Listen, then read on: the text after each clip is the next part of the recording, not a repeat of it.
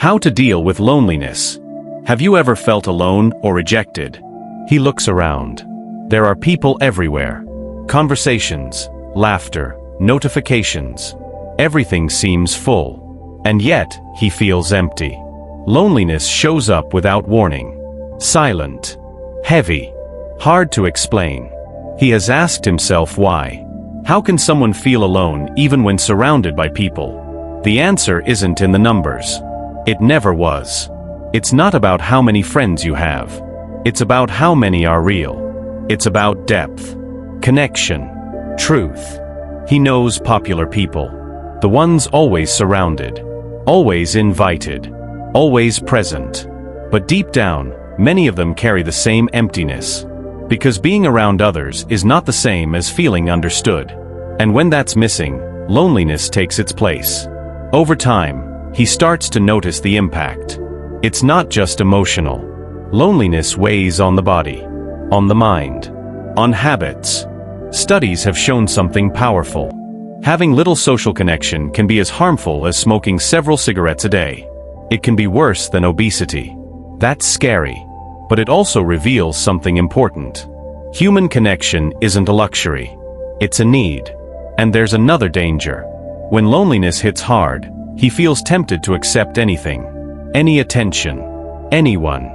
It feels better than nothing. But it's not always true. Not every presence is good.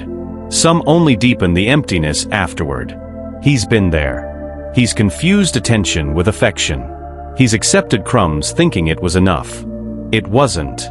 It never was. Technology didn't help the way he expected. Messages come in. Likes show up. Conversations happen. But something is still missing. Because none of that replaces a genuine look. A real conversation. A true moment. So he begins to change the way he sees things. One day, he sees photos. Friends smiling. Having fun. He wasn't there. His mind tries to trick him. They don't care about you. You were forgotten. These thoughts come fast. Automatic. But this time, he chooses not to believe them. He breathes. Thinks again. Maybe it was last minute. Maybe there wasn't room for everyone. Maybe it wasn't personal. He understands something simple. Not everything revolves around him. And that brings relief. He also notices another common mistake. The words he uses against himself. They never invite me. They always ignore me. These phrases seem small, but they're heavy. They create a distorted reality. He decides to stop. He replaces always with sometimes. Replaces never with not always. It sounds simple, but it changes everything. Over time, he opens his mind to new connections. Different people. Different ages. He starts talking to older people. Those who have lived more.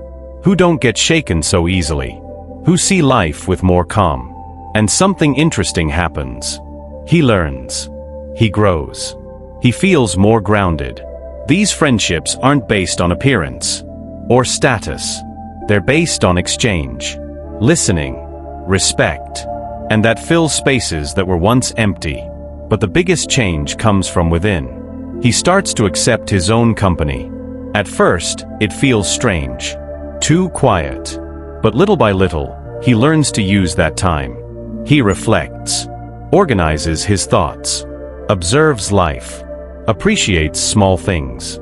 A warm coffee, a good song, a moment of peace. He realizes that being alone is not the same as being abandoned. There's a difference.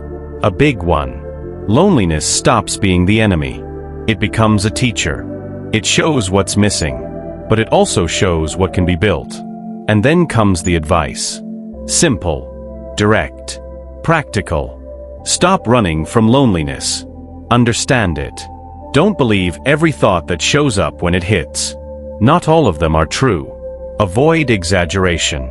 It only makes things worse. Choose better who you let into your life. Not all attention is worth it.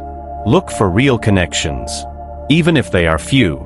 Be open to learning from different people, especially those with more experience. And above all, learn to enjoy your own company. Because when you feel good with yourself, loneliness loses its power. And the emptiness no longer feels so big.